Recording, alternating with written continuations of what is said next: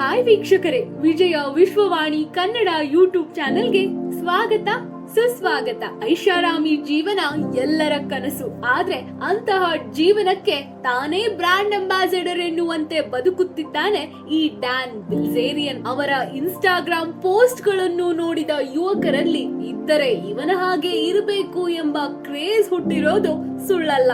ಈತನಿಗೆ ಇನ್ಸ್ಟಾಗ್ರಾಮ್ ನಲ್ಲಿ ವಿಶ್ವದಾದ್ಯಂತ ಬರೋಬ್ಬರಿ 30 ಮಿಲಿಯನ್ಗೂ ಹೆಚ್ಚು ಫಾಲೋವರ್ಸ್ ಇದ್ದಾರೆ. ಯಾಕಂದರೆ ಈತ ತನ್ನನ್ನು ತಾನೇ ದೊಡ್ಡ ಪ್ಲೇ ಬಾಯ್ ಎಂಬಂತೆ ಬಿಂಬಿಸಿಕೊಂಡಿದ್ದಾನೆ.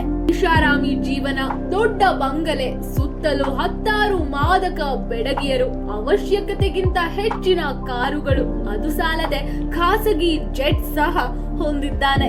ಈತನ ಜೀವನ ನೋಡಿದವರಿಗೆ ಮಾದರಿ ಅಲ್ಲದೆ ಇದ್ದರೂ ಹೊಟ್ಟೆ ಕಿಚ್ಚು ಪಡುವಂತಹ ವಿಲಸಮಯವಾಗಿರೋದಂತೂ ಸತ್ಯ. ಮೆಕ್ಸಿಕೋ, ದುಬೈ ಹೀಗೆ ಇಷ್ಟ ಬಂದ ಕಡೆ ಸುತ್ತಾಡ್ತಾ ಮನೆಗೆ ಬಂದರೆ ಮನೆಯಲ್ಲಿ ಹೋಮ್ ಥಿಯೇಟರ್, ಬೇಸರವಾದಾಗ ಆಡಲು ದೊಡ್ಡ ಬಾಸ್ಕೆಟ್ ಬಾಲ್ ಕೋರ್ಟ್, ಬೃಹತ್ ಈಜುಕೊಳ, ಅದರ ತುಂಬಾ ಹುಡುಗಿಯರು, ಬೇಕೆಂದಾಗ ಲಭ್ಯವಿರುವ ಮಾದಕ ವಸ್ತುಗಳು. ಈತನಿಗೆ ಅಂದಾಜು 1100 ಗರ್ಲ್ ಫ್ರೆಂಡ್ಸ್ ಇದ್ದಾರೆ ಎಂದು ಹೇಳಲಾಗಿದೆ. ಒಟ್ಟಾರೆಯಾಗಿ ಹೇಳೋದಾದ್ರೆ ಡ್ಯಾನ್ ಬಿಲ್ಜೇರಿಯನ್ ತನ್ನ ಇಚ್ಛೆಯ ಸ್ವರ್ಗವನ್ನ ಭೂಲೋಕದಲ್ಲೇ ಸೃಷ್ಟಿಸಿಕೊಂಡಿರುವ ಓರ್ವ ಪ್ಲೇ ಬಾಯ್. ಇಂತಹ ಭೋಗತ ಜೀವನ ಇವನಿಗೆ ಹೇಗೆ ದಕ್ಕಿತು? ಈತನ ವೃತ್ತಿ ಏನು? ಇಷ್ಟೊಂದು ಐಷಾರಾಮಿ ಜೀವನ ನಡೆಸಲು ಡ್ಯಾನ್ಗೆ ಹಣ ಎಲ್ಲಿಂದ ಬರುತ್ತೆ? ಡ್ಯಾನ್ ಬಿಲ್ಜೇರಿಯನ್ ಎಂಬ ಈ ಆಧುನಿಕ ಇಂದ್ರದೇವನ ಅಸಲಿಯತ್ತು ಏನು ಎಂಬುದನ್ನ ಹೇಳ್ತೀವಿ. ನೀವಿನ್ನು ನಮ್ಮ ವಿಜಯ ವಿಶ್ವವಾಣಿ ಯೂಟ್ಯೂಬ್ ಚಾನೆಲ್ಗೆ ಸಬ್ಸ್ಕ್ರೈಬ್ ಆಗಿಲ್ಲ ಅಂದ್ರೆ ಈಗಲೇ ಸಬ್ಸ್ಕ್ರೈಬ್ ಆಗಿ. ಡೇನಿಯಲ್ ಬ್ರಾಂಡನ್ ಬಿಲ್ಜೇರಿಯನ್ ಅಲಿಯಾಸ್ ಡ್ಯಾನ್ ಬಿಲ್ಜೇರಿಯನ್ ಹುಟ್ಟಿದ್ದು ಡಿಸೆಂಬರ್ 7, 1980 ಅಮೆರಿಕಾದ ಫ್ಲೋರಿಡಾ ನಗರದ ಡಾಂಪಾದಲ್ಲಿ. ತಂದೆ ಪೌಲ್ ಬಿಲ್ಜೇರಿಯನ್, ತಾಯಿ ಟೆರ್ರಿ ಸ್ಟೆಫನ್. ಡ್ಯಾನ್ಗೆ ಆದಮ್ ಬಿಲ್ಜೇರಿಯನ್ ಎಂಬ ಸಹೋದರ ಇದ್ದಾನೆ. ತಂದೆ ಓರ್ವ ಮಧ್ಯಮ ವರ್ಗದ ಸಾಮಾನ್ಯ ಬಿಸಿನೆಸ್ ಮ್ಯಾನ್. ಶಾರ್ಟ್ ಕಟ್ ನಲ್ಲಿ ಹಣ ಸಂಪಾದನೆ ಮಾಡಲು ಅನೇಕ ಬಿಸಿನೆಸ್ ಗಳಲ್ಲಿ ಶಾಮೀಲು ಆಗಿದ್ದು ತನ್ನ ಕುಟುಂಬವನ್ನು ಬದಲಾಯಿಸಿ ತಾವೂ ಸಹ ಶ್ರೀಮಂತರ ಹಾಗೆ ಬದುಕಬೇಕು ಎಂಬ ಮಹದಾಸೆಯಿಂದ ಸ್ಟಾಕ್ ಮಾರ್ಕೆಟ್ ನಲ್ಲಿ ಹಣ ಹೂಡಿಕೆ ಮಾಡಿದ್ದ. ಅದು ಹೇಗೋ ಸ್ಟಾಕ್ ಮಾರ್ಕೆಟ್ ನಲ್ಲಿ ಹೆಚ್ಚು ಲಾಭ ಪಡೆದು ಕೋಟಿ ಕೋಟಿ ಹಣ ಸಂಪಾದಿಸಿದ. ನಮ್ಮ ಇಚ್ಛೆಯ ಜೀವನ ಶೈಲಿಯನ್ನ ಪ್ರಾರಂಭಿಸಿದ. ಅದರಿಂದ ಅಕ್ರಮ ಕೇಸ್ಗಳು ಮೇಲೆ ಬಂದಿದ್ದರಿಂದ ಪೌಲ್ ಜೈಲು ಸೇರಿದರು. ಅದಾಗ್ಲೇ ಡ್ಯಾನ್ ಮತ್ತು ಆಡಮ್ ಹುಟ್ಟಿದ್ದರು.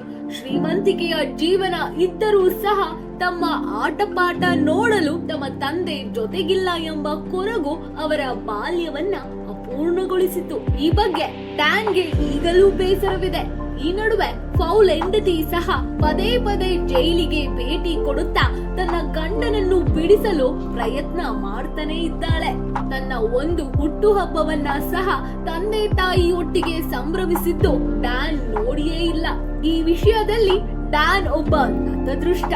ಇದೇ ಡ್ಯಾನ್ ನ ಲೈಫ್ ಟರ್ನಿಂಗ್ ಪಾಯಿಂಟ್ ಆಯ್ತು ಅಂತ ಸ್ವತಃ ತಾವೇ ಹಲವಾರು ಇಂಟರ್ವ್ಯೂ ನಲ್ಲಿ ಹೇಳಿಕೊಂಡಿದ್ದಾರೆ. ನಾನು ಏಕೆ ಚಿಂತಿಸಲಿ, ಕೊರಗಲಿ, ಇರೋದು ಒಂದೇ ಜೀವನ ಇರೋದು ಕೊರಗಲು ಅಲ್ಲ, ಎಂಜಾಯ್ ಮಾಡಲು. ಪ್ರತಿ ಕ್ಷಣ ಎಂಜಾಯ್ ಮಾಡ್ತಾ ಬದುಕ್ತೇನೆ, ಖುಷಿಯಿಂದ ಇರುತ್ತೇನೆ ಎಂದು ಹೀಗೆ ಅಂದುಕೊಂಡವನೇ ಪ್ರತಿ ಕ್ಷಣವನ್ನು ಅದ್ಭುತವಾಗಿಸಿಕೊಂಡ.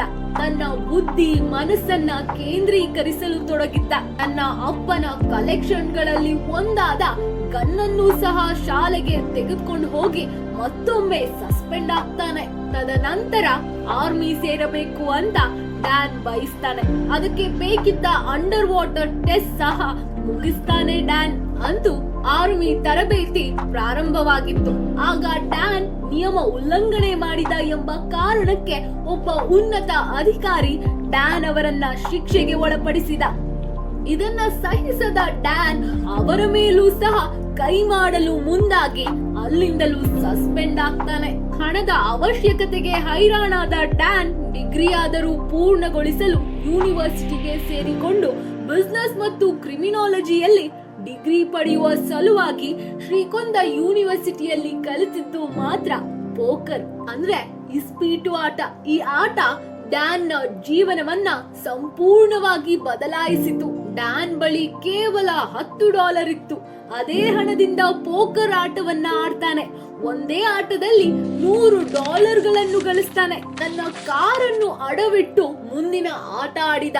$700 ಗಳಿಸಿದ. ಒಂದೇ ಆಟ ಎಂದು ಪ್ರಾರಂಭಿಸಿದ ಈ ಆಟ ವ್ಯಸನವಾಗೋಯ್ತು. ಪ್ರತಿದಿನ ಪೋಕರ್ ಆಡುವುದೇ ಈತನ ದಿನಚರಿ ಆಗ್ತಾ ಹೋಯ್ತು. ಆತನ ಮುಂದಿನ ಹೆಜ್ಜೆ ಪೋಕರ್ ಚಾಂಪಿಯನ್ಶಿಪ್ ಕಡೆಗೆ ಹೋಗುತ್ತೆ. ಅಲ್ಲಿ ಪೋಕರ್ ಚಾಂಪಿಯನ್ ಆಗಿದ್ದ ಬಿಲ್ ಜಾಯ್ ಅವರೊಂದಿಗೆ ಆಡಿ $10 ಮಿಲಿಯನ್ ಸಂಪಾದನೆ ಮಾಡ್ತಾನೆ. ಜಗತ್ತನ್ನೇ ಗೆದ್ದಷ್ಟು ಖುಷಿ ಪಡ್ತಾನೆ. ಹೀಗೆ ಸಲೀಸಾಗಿ ಹಣ ಬರಲು ಶುರುವಾದಾಗ ವಿಲಾಸಮಯ ಜೀವನ ಪ್ರಾರಂಭವಾಯಿತು. ಕೆಲವರಿಗೆ ಮಾತ್ರ ಇಂತಹ ಜೀವನ ಸಿಗೋದು. ಶ್ರಮವಹಿಸಿ ಸಂಪಾದಿಸಿ ಉಳಿತಾಯ ಮಾಡಿ $1 ಖರ್ಚು ಮಾಡುವಾಗಲೂ ಎಚ್ಚರಿಕೆ ವಹಿಸಿ ಪ್ರಾಮಾಣಿಕವಾಗಿ ಸದ್ಗುಣಗಳನ್ನು ಅಳವಡಿಸಿಕೊಂಡು ಬದುಕುವ ಅನೇಕರು ಇದ್ದಾರೆ, ಮಾದರಿಯಾಗಿದ್ದಾರೆ. ಮತ್ತೊಂದೆಡೆ ಡ್ಯಾನ್ ಬಿಲ್ಜೇರಿಯನ್ ನಂತಹ ಬೋಗಿಗಳು ಸಹ ಇದ್ದಾರೆ. ಒಂದು ಇಂಟ್ರೆಸ್ಟಿಂಗ್ ವಿಷಯ ಅಂದ್ರೆ ತಾನು ಸಂಪಾದಿಸಿದ ಹಣದಲ್ಲಿ ಸ್ವಾವಲಂಬಿಯಾಗಿ ಜೀವನ ನಡೆಸಿದ್ದಾರೆ. ಹಾಗಂತ ಪೋಕರ್ ಎಂಬ ಆಟ ಖಂಡಿತವಾಗಿ ಒಳ್ಳೆಯ ಆಟವಲ್ಲ. ಇದು ಎಷ್ಟು ಹಣವನ್ನ ಸಂಪಾದನೆ ಮಾಡಿಸುತ್ತೋ ಅಷ್ಟೇ ಹಣವನ್ನ ಖರ್ಚು ಮಾಡಿಸುತ್ತೆ. ಇದರಲ್ಲಿ ಜೀವನದಲ್ಲಿ ಉದ್ಧಾರ ಆದವರು 1% ಮಾತ್ರ. ಉಳಿದೆಲ್ಲರೂ ಇದರಲ್ಲಿ ಹಣವನ್ನು ಕಳೆದುಕೊಂಡವರೇ. ಈತ ಮಾಡಿದ ಅಂತ ದಯವಿಟ್ಟು ನೀವು ಸಹ ಈ ರೀತಿ ಮಾಡಲು ಹೋಗಬೇಡಿ. ಇದು ನಿಮ್ಮ ಜೀವನವನ್ನೇ ಸುಟ್ಟು ಬಿಡಬಹುದು, ನಿಮ್ಮನ್ನು ಬೀದಿಗೆ ತಂದು ನಿಲ್ಲಿಸಬಹುದು. ಎಚ್ಚರಿಕೆ.